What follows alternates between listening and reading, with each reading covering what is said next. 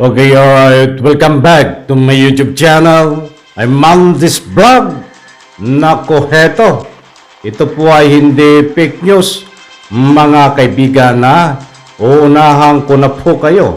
Dahil itong dating Pangulo ng Pilipinas na si Digong, ex-President Duterte, aarestuhin na. Nako po, matindi ito.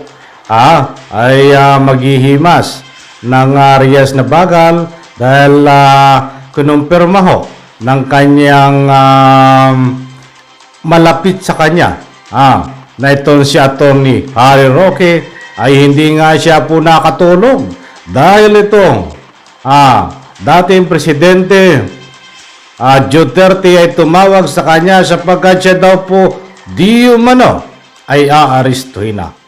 Iyan po at marami pang iba gusto kong ibahagi sa inyo ang nilalaman ng video na yan.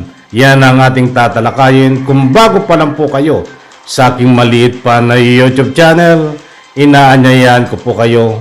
Please subscribe. Sabay-sabay po nating i-like ang video na ito kung nagustuhan nyo po. Ako'y muling nakikiusap mga kaibigan kung pwede lang. Patapusin po nating panoorin ang kabuuan ng vlog na ito.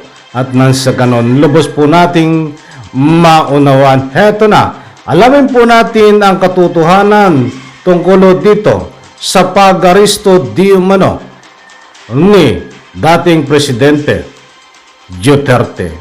Laman po ng video na yan, samahan niyo po akong panoorin. Pagkatapos po nating mapanood, magbibigay po tayo ng counting public opinion, punto de vista na naayon ho dito sa rolling ng video na pinanood po natin.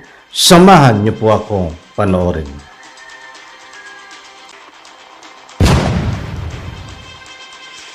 Tapos alam niyo ba ho, tatapatin ko kayo, hindi ako nakatulog kasi tinawagan ako ni Tatay Digong at ang sabi niya, nakakuha siya ng impormasyon na anytime daw baka siya arestuhin. Nakapahinga kayo. Ako talaga, nagpahinga ako nung weekend neto. Sa totoo lang, hindi ako nakatulog nung Biyernes ng gabi. Exciting kasi yung Biyernes. Chinese New Year party ng Chinese Embassy. Ewan ko kung nabalitaan nyo na, pero nag-alam Lydia De Vega, si FL, dahil tinatanong siya ng media kung kamusta ang kanyang relasyon with VP Sara. Umalis siya matapos ipakita yung tape message ni VP Sara para sa Chinese New Year. No? Actually, nung nakita ko nandun si FL Lam, minabuti ko nang umiwas na lang kasi sabi ko, naku, di ko alam kung anong magiging reaction niya kung makita niya ako. No? So actually, umalis ako ng umaga. Pero, syempre, nabalitaan ko rin yung mga pangyayari. At parang tama nga yung naging desisyon ko, no? Kasi alam naman ng lahat na napakalapit ko kay VP Sara. Sabi ko, baka mamaya magkaroon pa ng spoiler. So umalis na ako ng maaga. Hindi na ako nagpakita kay Ambassador. Pero nagpakita ako doon sa kanyang media officer at sabi na mauna na ako. Tapos alam nyo ba ho, tatapatin ko kayo, hindi ako nakatulog. Kasi tinawagan ako ni Tatay Digong at ang sabi niya, nakakuha siya ng impormasyon na anytime daw baka siya arestuhin. Ako, ang instinct ko tumakbo sa Davao, sabi ko naman, ano man magagawa ko kung ako'y tatakbo doon. Pero hindi talaga ako nakatulog. Now, syempre, nag-amoy-amoy ako kung ano nangyari sa Davao. Abay, parang may katotohanan ng sinasabi niya dahil nakakahalap ako ng balita na i-disband daw ang Task Force Davao. Itong Task Force Davao ay mga 700 na mga sundalo yan. No? At sila ay binuo para protektahan nga ang Davao sa banta ng terorismo. Pero siyempre, alam nila na loyal sa mga Duterte itong Task Force Davao, so parang nagkaroon nga ng, yan po ubo ngayon na bubugin daw ang Task Force Davao. At ewan ko lang kung kumpirmado, pero nakakalap din ako ng impormasyon na lumipad daw noong Sabado ang Chief of Staff, si General Browder, dyan sa Davao. Hindi ko alam kung yan yung kanilang mga pinag-usapan. No? Pero ang kumpirmado, kumpirmado na alam na ng mga Task Force Davao na parang may order na bubogin na sila. So hindi natin alam kung ano mga mangyari sa susunod na mga araw.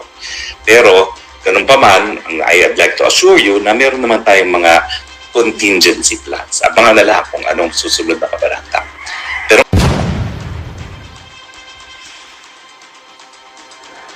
Okay, alright. Shout out, maraming salamat, Attorney Harry Roque. Ipahintulot ho ang paggamit ng inyong video clips. Okay, disclaimer lang po, maliwanag. Hindi po tayo nagpapakalat ng fake news. Napakalinaw ho diyan sa gulong ng video na isiniwalat na Attorney Harry Roque na tumawag sa kanya itong dating presidente na si Duterte, na sabi nga baka daw siya anytime ay pwedeng arestuhin. That's why sabi nga nitong Attorney Roque, hindi siya nakatulog at siya ay nagkaroon ng pang-amoy. Gamit ang pang-amoy ni Attorney Harry Roque. Ibig sabihin ay nagkalap, pumasyal-pasyal siya. Ang kanyang kaisipan para na sa ganun po ay kumuha nung anong mga impormasyon tungkol dito sa naaamoy din ni Digong na pag-aresto sa kanya anytime, ay isiniwalat nga niya na mukhang may katotohanan na maaaresto anytime ho itong dating Pangulo ng bansang Pilipinas. Sa hindi ho nakakaalam, alam nyo na po ito, mga mahal kong taga-subaybay, dahil dito po sa usapin na ICC ay nandito na po kumpirmado sa ating bansang Pilipinas upang imbestigahan ang pamilya Duterte. Ay inasabi po natin pamilya dahil kasama ho dito ang kanyang anak na kasalukuyan Vice President ngayon na si Sara Duterte. At siyempre siya po ay kasama din, mga kaibigan. Hindi lang po ito ang una at huli na ika nga po'y kumalat sa social media, na ika nga po'y magkakaroon po ng pag-aresto anytime dito ho kay dating Pangulo Duterte. Maginang ilang buwan na ho ito nakalat sa social media na talagang magkakaroon po ng pag-issue ng warrant of arrest para maaresto ho itong dating presidente. But datapwat sa puntong ito ay kakaiba ho ang pinagbatayan natin.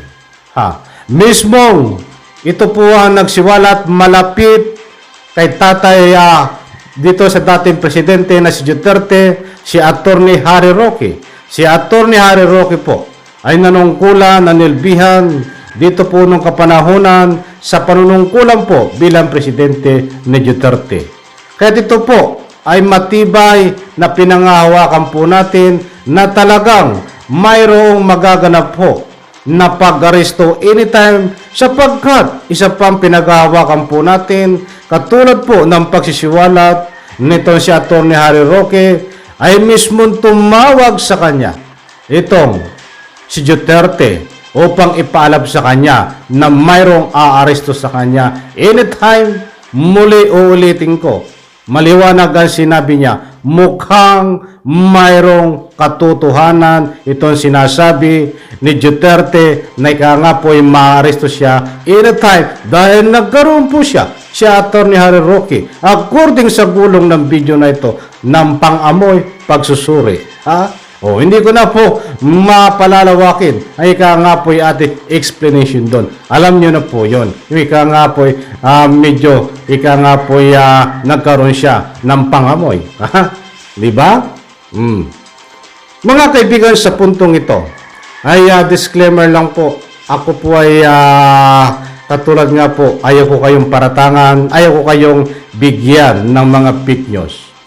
Bagamat inamin do kinumpirma ni Attorney Harry Roque na magkakaroon po anytime ng pag-aresto. But sa oras na po ito habang ginagawa ko itong vlog na ito, para po naman sa patas na pagbibigay sa inyo ng tama na impormasyon, ay wala pa pong nagaganap na pag-aresto, mga kaibigan, dito kay dating Presidente Duterte.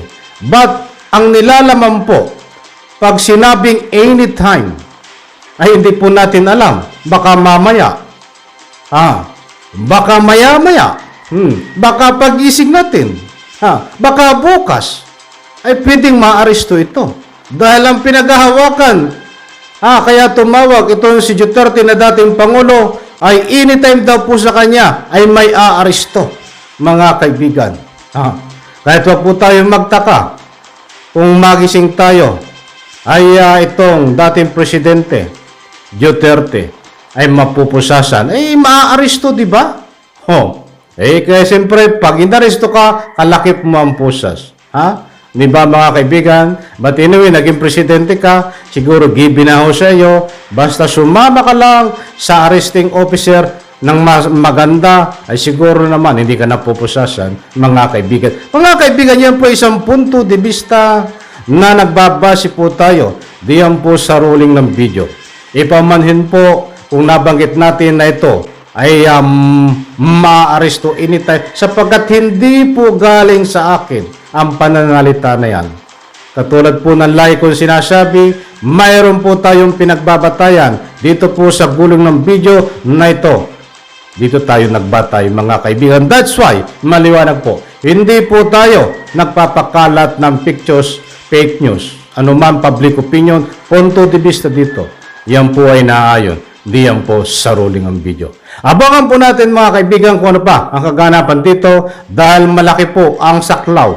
Malaki po ang ibig sabihin ng maaarestuhin po siya anytime. Muli kong uulitin, pwede mamaya, pwede bukas, pwede pagising natin, pwede sa isang araw na arestuhin ito.